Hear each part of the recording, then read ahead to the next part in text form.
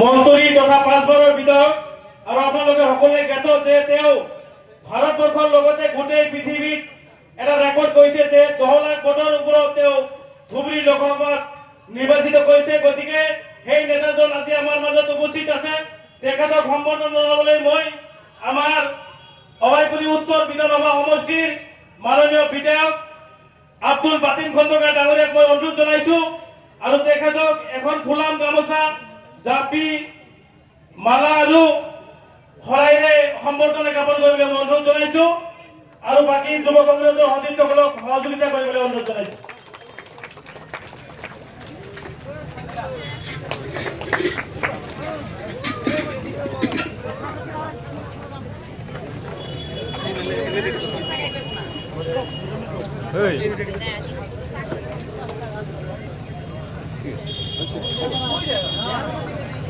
আমিনা খাতুন তেখেতক সম্বৰ্ধনা জনাবলৈ মই অনুৰোধ জনাইছো।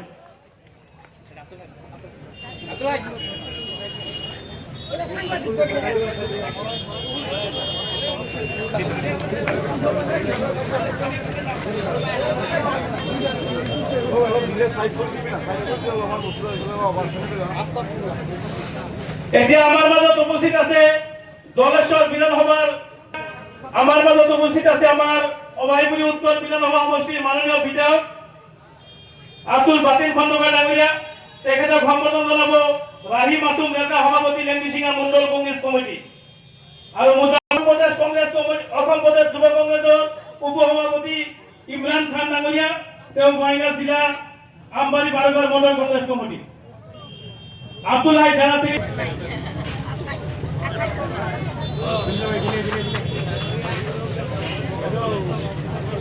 এতিয়া আমাৰ মাজত উপস্থিত আছে অসম প্ৰদেশ যুৱ কংগ্ৰেছৰ সাধাৰণ সম্পাদক ৰকিবুল ইছলাম ডাঙৰীয়া, অসম প্ৰদেশ যুৱ কংগ্ৰেছ কমিটিৰ তেখেত আমাৰ সমষ্টিৰ তত্ত্বাৱধায়ক, তেখেতক সম্বৰ্ধনা জনাব লুৎফুৰ ৰহমান সাধাৰণ সম্পাদক AYC।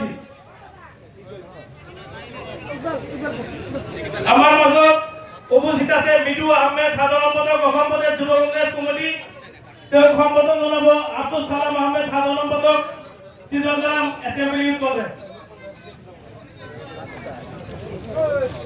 আমাৰ মাজত উপস্থিত আছে আইৰিছ আলী আহমেদ ডাঙৰীয়া, বঙাইগাঁও জিলা যুৱ কংগ্ৰেছৰ সভাপতি, তেখেতক সম্বৰ্ধনা জনাব মাফিজুৰ ৰহমান খান বৰ্তমান মণ্ডল যুৱ কংগ্ৰেছ কমিটি।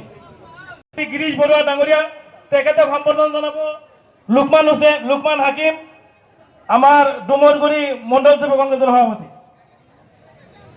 আমাৰ মাজত উপস্থিত আছে আমাৰ অভয়পুৰী উত্তৰ বিধানসভা সমষ্টিৰ প্ৰাক্তন বিধায়ক মাননীয় আব্দুল হাই ডাঙৰী, বঙাইগাঁও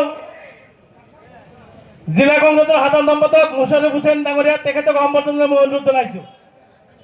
আমাৰ মাজত উপস্থিত আছে আমাৰ টাবাটাৰী আৰু চিজনগ্ৰামৰ 2জন ব্লক সভাপতি, দুয়োকে সম্বৰ্ধনা লৈ মই অনুৰোধ জনাইছো।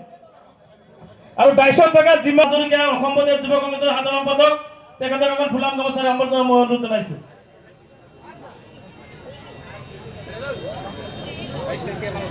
যিয়ে নহওক সম্বৰ্ধনা অনুষ্ঠানটো মই ইয়াতে সামৰণি মাৰিছো।